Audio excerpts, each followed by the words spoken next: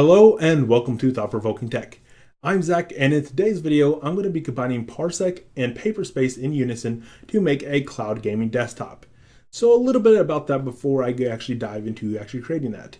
So Paperspace, a little bit of briefing on Paperspace if you haven't seen some of my other videos. Paperspace is a cloud desktop. It's very competitive when compared against other cloud desktops out there, such as Amazon's AWS or Microsoft Azure, and so on and so forth. It's very competitive in pricing against those guys. Now, Parsec is an application that's going to supply a low latency connection to that cloud desktop to hopefully allow a low latency gaming environment. That's kind of going to be the test today to see at the basic level to get that up and running, and then beyond that to start doing some tests on how that actually functions. So with that in mind, I'm hoping that this will be a competitor to Liquid Sky, to have another option out there to weigh against the pros and cons of each, to see at least give consumers out there another option for a very strong cloud gaming platform. I know that NVIDIA is also working on a more open system too, but the more options the better, as it gives more competition, which is hopefully going to drive additional features in the future for cloud gamers, and as well as continuing to drive down the pricing of cloud desktops and cloud gaming in specific. So a little bit on Liquid Sky real quick. If you haven't seen any of my other videos, maybe check a couple of those out. But Liquid Sky is a service dedicated or really focusing on cloud gaming.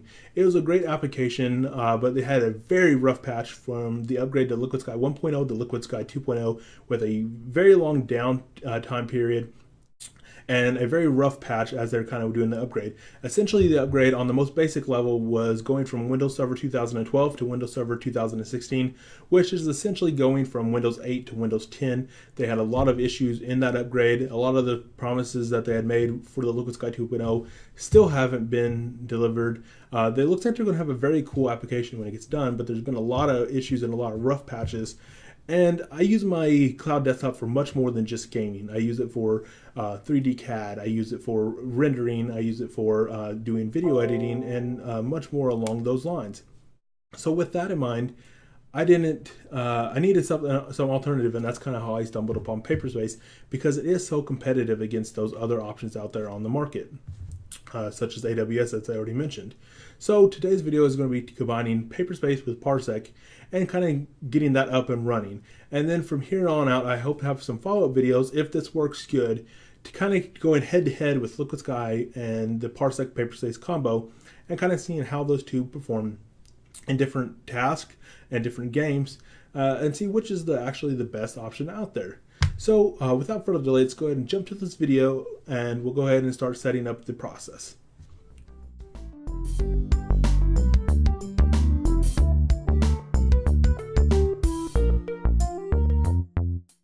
Alright, if you don't already have a Paperspace account, head over to paperspace.com and register for an account. After doing so and signing in, you'll have a button to launch the console like I have right here. Go ahead and click on that and you'll be brought to your console. My account is set up as a team account, so you might not have all these options. I don't remember exactly, it's been so long. I don't remember what exactly they add for the team guy, but one of the big things is share drives. You can actually set up a hard drive as a shared drive. So if you wanted to have some documents and stuff and share it amongst multiple people, you can do that. What I actually have plans to do is set up a low-end computer as kind of a virtual NAS, and kind of have some of my backups and stuff stored here for a very competitive price compared to other options out there on the net. But that's neither here nor there, so that'll be a completely separate video. So what we're going to get into here today is the gist is you're going to need to click on the machine button, the machine tab, and then you're going to click on this big plus sign to add a new machine. Now I'm going to skip a couple things real quick and just scroll down to the machine type. So what you're going to need to do here is click on the GPU Plus plan, and I already have access to this, but I'll click on the P5000 plan to give you an idea of what you'll see. So they actually restrict access to the machines that have dedicated GPUs. You have to actually request special access. This is the only annoyance that I really have with Paperspace. but since they are a smaller company, I'm okay with putting up with it, and I kind of get why they do it. I believe it's because they're trying to gauge what customers are interested in, so maybe plan out their future investments in hardware, because they are kind of casting a wide net into who they advertise to. Like a lot of AI, machine learning, and other computational tasks that can use GPUs because they can do parallel tasks very well. They do a lot of advertising in that realm. So I think to kind of gauge whether people are just trying to use these for like maybe just renders versus AI and things along those lines, so they kind of know where to invest in the future. So I'm okay with putting up that, but that will essentially delay you setting it up a couple hours or possibly a full day. I know mine was within a day. It kind of might depend on what time of the day versus their office hours when you request, your GPU plus allotment. But go ahead and do that, and then tomorrow probably go ahead and head back to this video, and we'll start from the top of the page and go ahead and spec out this machine. So essentially what you're wanting to do here is choose the data center closest to you. If you're in the center of the US like I am, then you pretty much just choose whichever one you think is closer, or just choose one randomly. I have done the East Coast. I've had very good latency despite not having a server closer to me. I've had very good latency with that server. And I'm hoping the Parsec application improves that even further. So go ahead and just choose a data center, and we're going to scroll down a little bit. So what you're going to need to do now is choose custom templates. Public templates, sorry about that. And you're going to choose Parsec.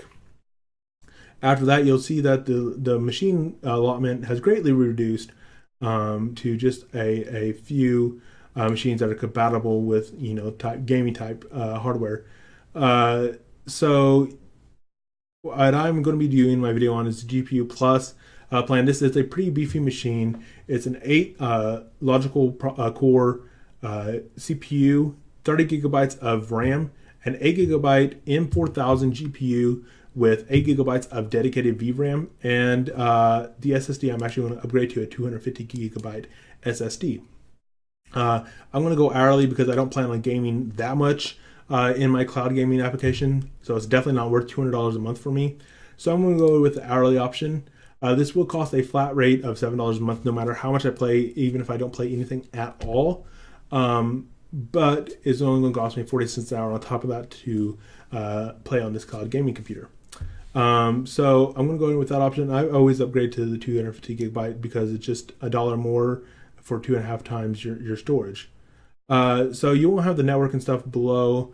I don't want to scroll too much further because that's my payment plan right below that. So I don't want to go show that off. But the last thing that I do is I go ahead and yes, your options. I turn off auto snapshot, and that'd be the last thing that we're going to really do because the payment is right underneath that. And luckily, when I unchecked that, it didn't bring the payment up too far. But auto snapshot will essentially make a backup or a snapshot. If you're familiar with computers, snapshots is a pretty common action that administrators will take to automatically back up computers so you can quickly recover those computers if a big error happens and those computers are unresponsive for some reason, if the hard drive crashes or something along those lines. All right, so I scrolled down and created my cloud machine, and now I'm back to the machine homepage. Here you'll see your new machine is provisioning. This will take anywhere from 5 to 10 minutes. It should be roughly around that time, and then it'll be ready to launch. But right now while we're doing that, we're going to go ahead and jump to parsec.tv/downloads and go ahead and start that process. So we're at the parsec.tv download section, and we're going to go ahead and download the app for our OS of choice. Which I'm running Windows 10, so it'll be under the Windows 7 64-bit application. So I'm going to go ahead and save this file and click the button to install it. Let's go ahead and move this to the correct screen so you can see this. And I'm just going to run through the application. I'm going to enable controller support.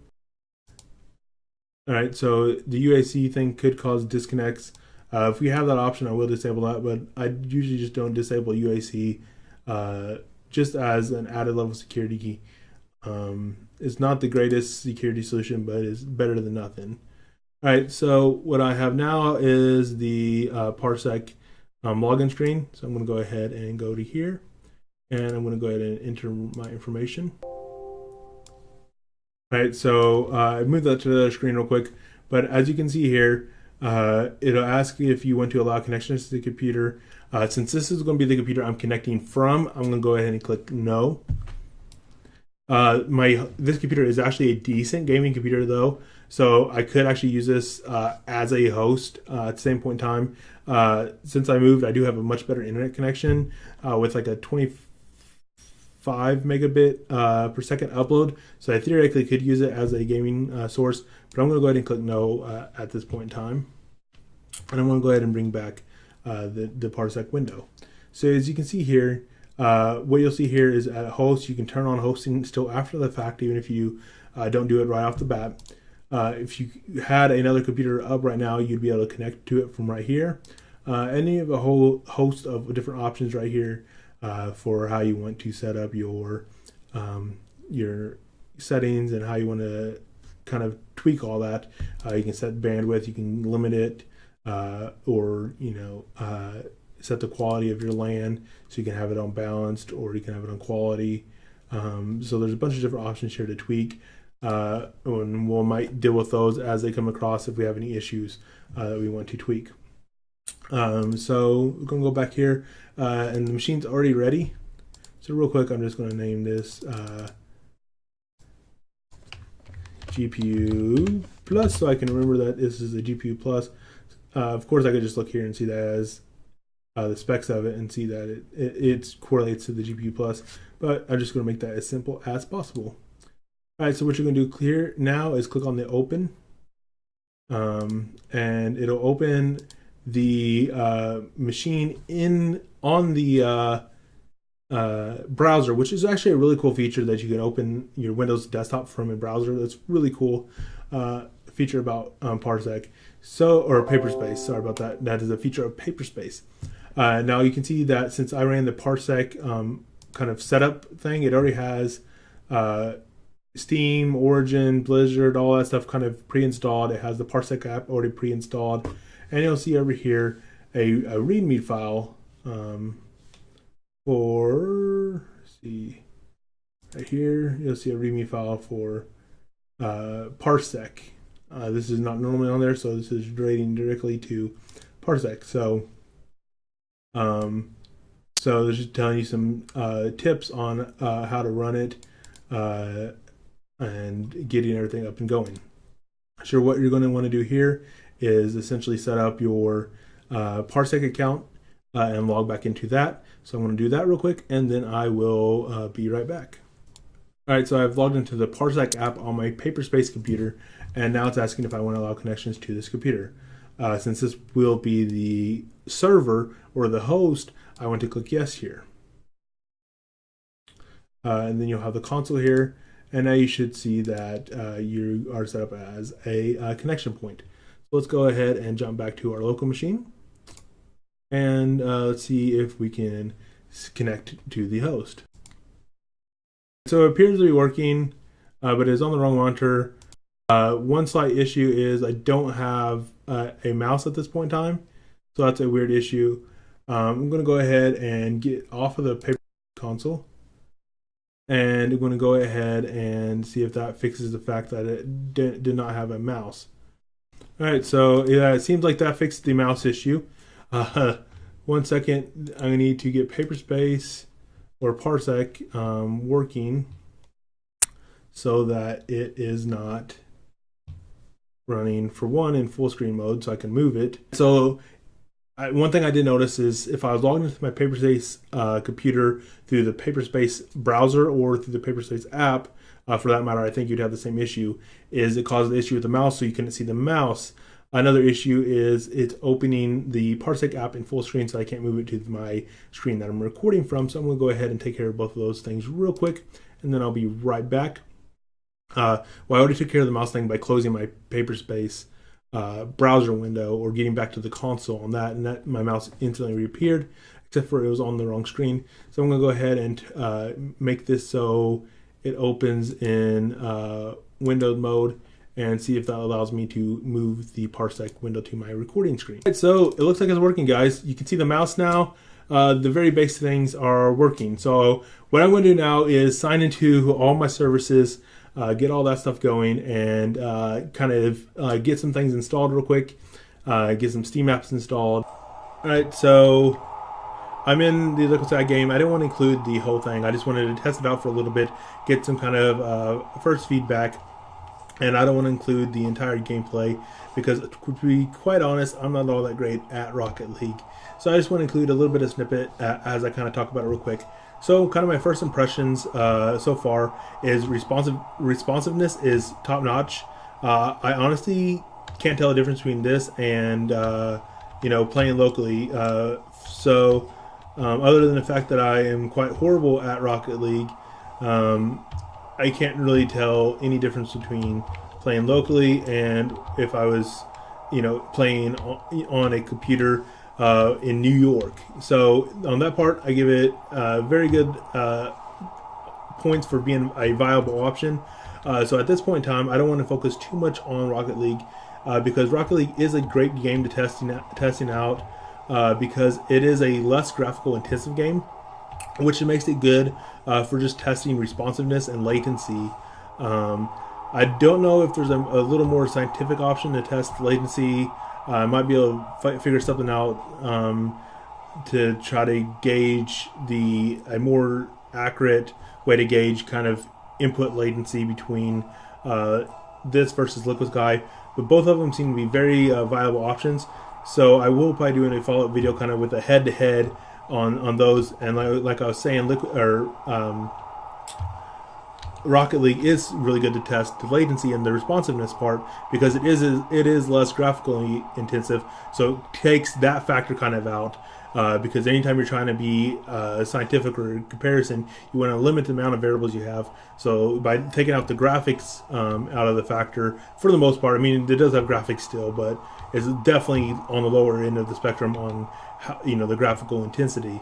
I will probably be doing a more intensive follow-up video kind of focusing on latency and responsiveness.